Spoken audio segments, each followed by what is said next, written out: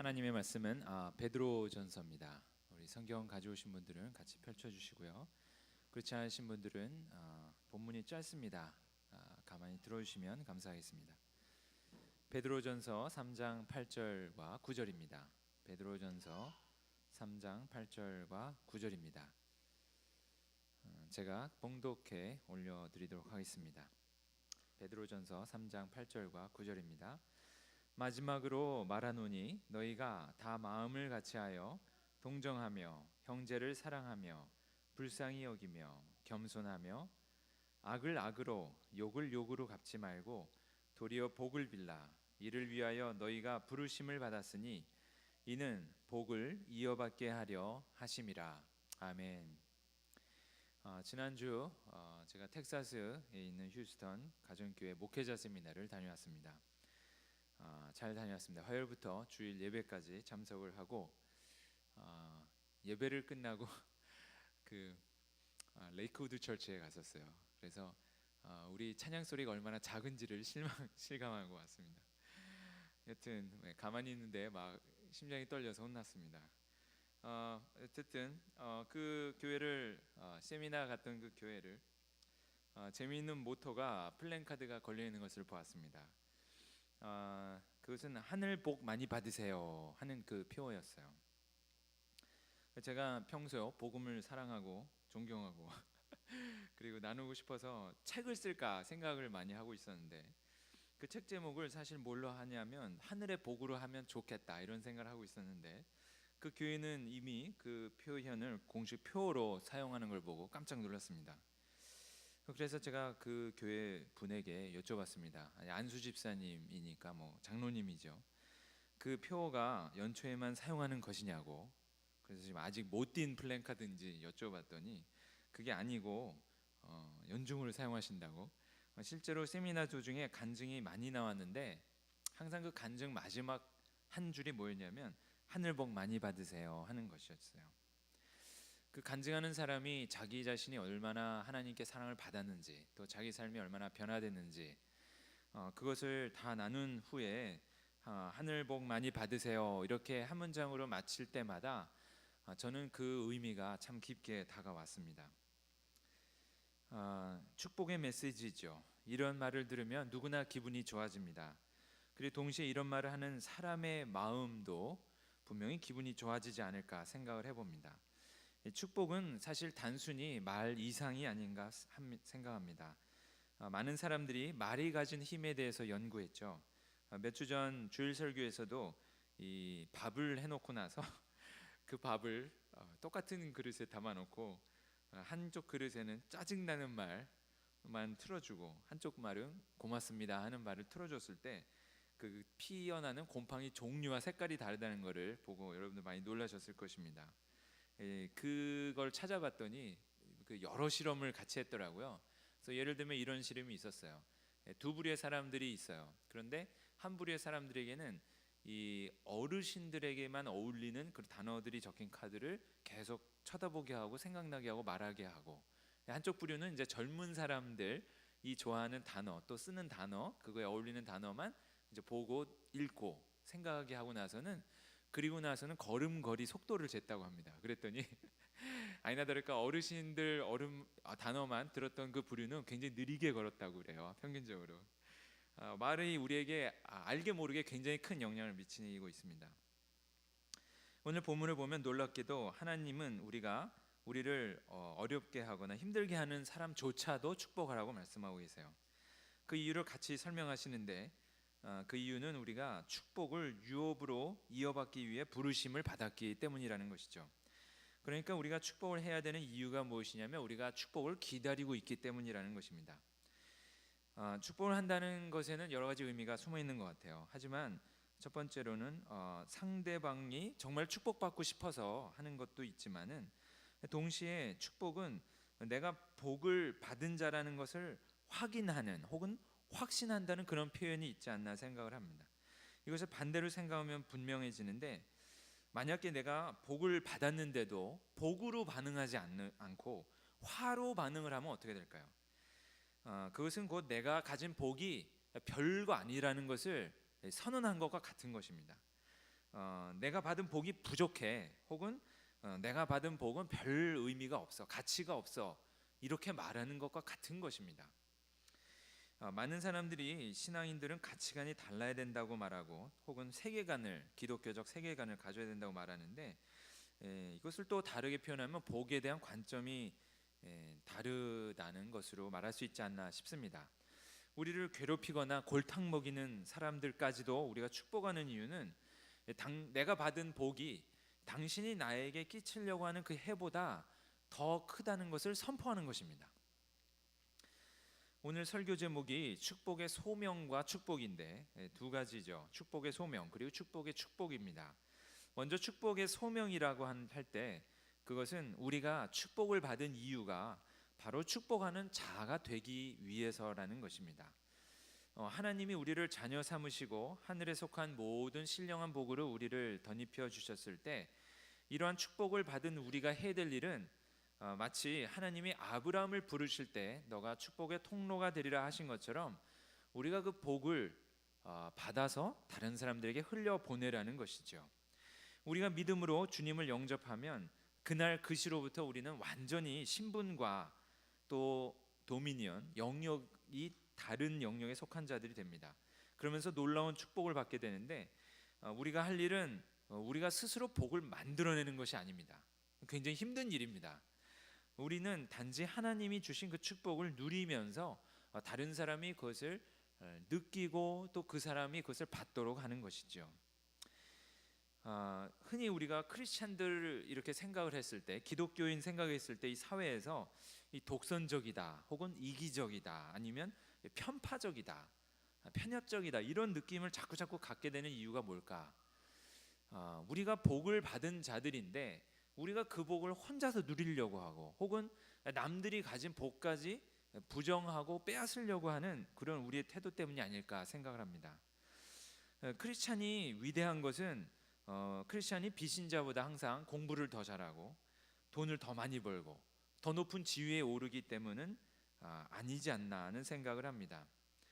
그렇게 되면 우리는 하나님께 영광이라고 생각했지만 비신자들은 정말 배가 아플 것입니다. 우리가 물론 그렇게 되면 유익한 면도 있겠지만은, 그러나 정말 기독교인이 된다는 것의 핵심은 세상 것들을 가지고 경쟁해서 이기는 데 있지 않고, 우리가 도저히 세상이 가질 수 없는 것을 가지고 그것을 또한 나눠주는 데 있지 않나 생각을 합니다. 정말 세상이 할 수 없는 일 중에 하나가 무엇인가? 사실 축복을 할 수가 없는 거예요. 세상에서 항상 내가 이겨야 되죠. 내가 성공해야 됩니다. 내가 잘 되기 위해서는 다른 사람을 짓밟아야 되고 다른 사람보다 뭔가 앞서 나가야 되는 것이죠. 그런데 축복한다는 것은 그것을 정면으로 반대하는 것이기 때문에 이 세상이 할 수가 없는 것입니다. 우리의 삶이 좀 뭔가 부족하다, 혹은 뭔가 완전하지 않다, 그거 괜찮습니다. 그렇다 할지라도 우리가 장차 받을 놀라운 축복을 기억하면서 나눠줄 수 있다면 그것이 많은 사람들에게 감동을 주지 않을까 하는 생각을 합니다. 이 축복의 소명은 하나님이 우리가 축복을 받음을 통해서 우리 또한 사도로서 보내심을 받은 자로서 우리도 복을 나눠주는 자가 되라는 데 있다는 것이죠. 두 번째는 축복의 축복인데요, 그것은 축복하는 자가 축복함을 통해서 받는 축복입니다. 또 다른 축복이지요. 그것은 축복함을 통해 관계의 화평을 누리게 된다는 것이죠. 오늘 본문 8절 말씀을 보면 전부 다 관계에 대한 말씀을 적어놓은 것을 알 수 있습니다. 영어로는 to sum up 이렇게 시작합니다. 우리는 마지막으로 이렇게 돼 있는데, 요약하자면 이게 이제 원문에 가까운 번역이고요.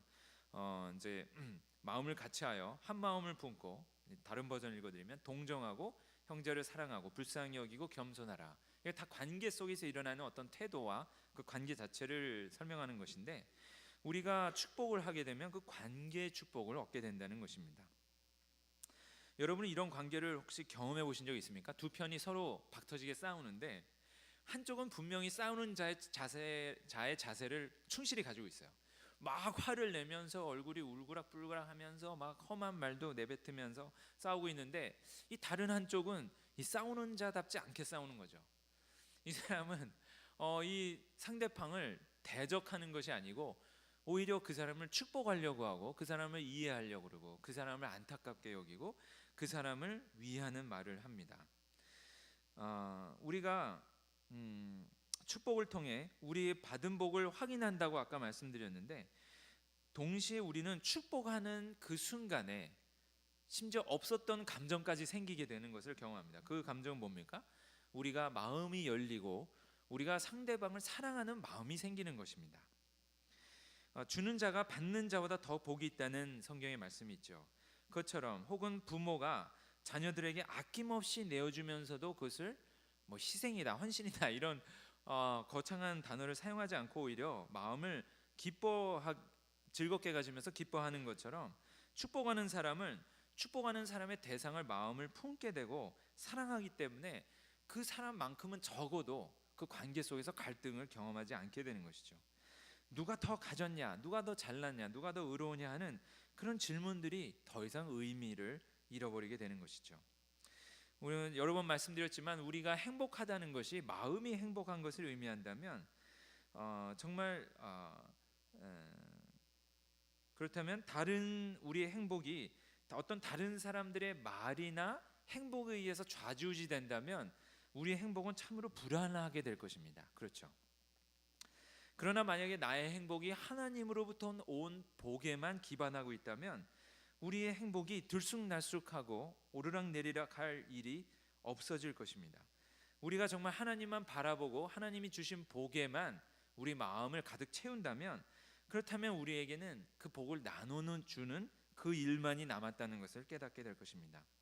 우리는 본성적으로 이기적입니다. 그리고 후천적 환경, 교육을 통해서 이타적으로 살아야 된다고 말을 많이 듣지만, 그러나 쉽게 타인의 필요보다는 자신의 필요가 더 우선적이 되고 또 그걸 더 민감하게 생각하는 우리의 모습을 종종 발견하죠.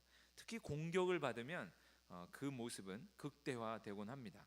그러나 이럴 때 우리가 축복하는 마음을 가지게 되면 우리 자신을 바라보지 않고 우리에게 복을 주신 하나님, 또한 우리가 복을 나눠줄 그 대상을 바라보면서 이타적인 마음을 갖게 되고 또한 화평한 관계를 낳게 되는 것이죠. 이 모든 말씀에도 불구하고 내가 가진 게 없는데 어떻게 주나, 내가 원하는 것을 얻지 못했는데 뭘 줄 게 있다고 하는가, 이렇게 생각할 수 있겠지만은 일단 한번 주위 사람들을 한번 축복하는 말을 해보시고 또 그런 제스처를 한번 해보시기 바랍니다. 저도 제 아내가 특별히 힘들게 보이고 어렵게 보일 때마다 축복을 하려고 합니다. 그러면 그 관계가 급속도로 전환되는 것을 느끼고, 제 아내가 여자니까 민감하잖아요. 그러니까 제가 이렇게 센시티브하게 느낄 수 있는 것이 이렇게 방향이 전환됐다, 이런 걸 느낄 수가 있어요. 하나님은 축복의 하나님이시죠. 누가복음 6장 35절 보시면, 오직 너희는 원수를 사랑하고 선대하며 아무것도 바라지 말고 꾸어주라. 그리하면 너희 상이 클 것이요 또 지극히 높으신 이의 아들이 되리니 그는 은혜를 모르는 자와 악한 자에게도 인자하시니라. 하나님은 하나님을 모욕하는 사람, 반대하는 사람들에게까지도 복을 베푸십니다. 그렇기 때문에 우리가 하나님을 닮아간다, 예수님을 닮아간다는 것은 우리를 적대하시하는 자들에게까지도 우리가 복을 베푸는 것을 의미하죠. 제가 굉장히 인상적이었던 것 중에 하나가, 전에 오바마 대통령께서 이제 대통령 선거에 나왔는데 그 적 중에 한 명이 힐러리 클린턴이었습니다. 오바마는 민주당이고 클린턴이 아니네요. 죄송합니다. 잘못 예를 들었네요. 어쨌든 같은 민주당 내에서 경선할 때 적이었죠. 그렇죠. 공화당은 민주당 전에. 그래서 힐러리 클린턴이 적이었는데 그 오바마가 결국에는 대통령이 되고 나서는 그 힐러리 클린턴은 국무장관으로 썼습니다. 그랬을 때 많은 사람들이 그 인사를 하는 모습을 보고 굉장히 그 오바마를 높이 평가했고, 저도 참 오바마가 괜찮은 면이 있는 사람이라는 생각을 조금은 했습니다. 자기의 적이라는 그런 생각이 아니고 우리 국가를 위해서 그 사람이 오히려 가지고 있는 능력과 재능을 써서 내 편이 되도록 만들겠다는 그런 생각을 한 것이죠. 이처럼 우리가 우리를 힘들게 하는 사람들과 싸우는 방식은 그 적을 무너뜨리고 망하게 하는 것이 아니고 그들이 우리 편이 되도록 만드는 것이 아닌가, 그런 생각을 합니다. 즉 그들이 우리가 가진 복을 동일하게 가지게 만들고, 그들이 적대시하는 자와 싸우는 자가 아니라 오히려 적대시하는 자를 축복하는 자로 만들어 버리는 거죠. 우리도 그렇게 하고 우리가 싸우는 사람도 그렇게 되도록 만드는 것입니다. 그것이 악을 선으로 이기는 것이 아닌가 싶습니다. 우리가 그렇게 서로 축복하는 관계가 되면 의견이 다른 것은 큰 문제가 되지 않습니다. 왜냐하면 서로 사랑하기 때문에 서로를 이해하려고 하고 또 서로가 원하는 것을 들어주려고 귀를 기울이게 되기 때문이죠. 우리가 만약 너무 축복하기 힘든 대상이 혹시 있다면 이 구절을 기억해도 은혜가 될 것 같습니다. 로마서 12장 19절 보시면, 내 사랑하는 자들아 너희가 친히 원수를 갚지 말고 하나님의 진노하심에 맡기라. 기록되었으되 원수 갚는 것이 내게 있으니 내가 갚으리라고 주께서 말씀하시니라. 이거는 아무리 복을 주어도 아무리 은혜를 베풀어도 그걸 악용하는 사람도 있잖아요. 그를 오히려 정반대로 갚는 사람들이 있어요. 그래서 우리가 큰 상처를 입고 우리가 정말 더 이상 어떻게 해야 될지 모르겠다, 정말 너무 지칠 때가 있습니다. 그럴 때는 이 구절을 생각하면 좋을 것 같습니다. 이 구절의 핵심은 사실은 그렇게 해서 미워하라는 뜻이 아니고, 그렇게 해서라도 그들을 저주하거나 비난하거나 욕하지 말라는 것이죠. 왜냐하면 그건 하나님이 나중에 하실 거라는 거예요.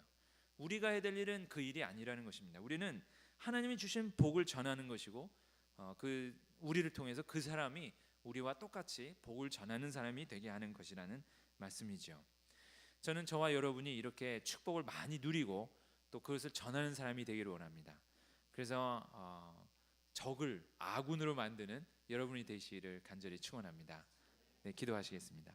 하나님 아버지 감사합니다. 오늘 말씀을 통해서 축복의 소명과 축복을 살펴보았습니다. 하나님, 우리가 받은 복을 확인하고 누리는 가장 좋은 방법이 축복하는 것임을 깨달았습니다. 또한 우리가 축복함을 통해서 또한 더 큰 축복을 얻는다는 것을 살펴보았습니다. 하나님, 우리로 하여금 복의 근원이 되게 하사 하나님의 복이 우리를 통해서 온 세계 만민에 전해지게 하여 주시옵소서. 하나님, 우리 속에 있는 어두움의 말들, 어두움의 감정들 다 사라지게 하시고 오직 주님의 빛이 우리 마음속에 비추게 하여 주시옵소서. 예수님 이름으로 기도합니다. 아멘.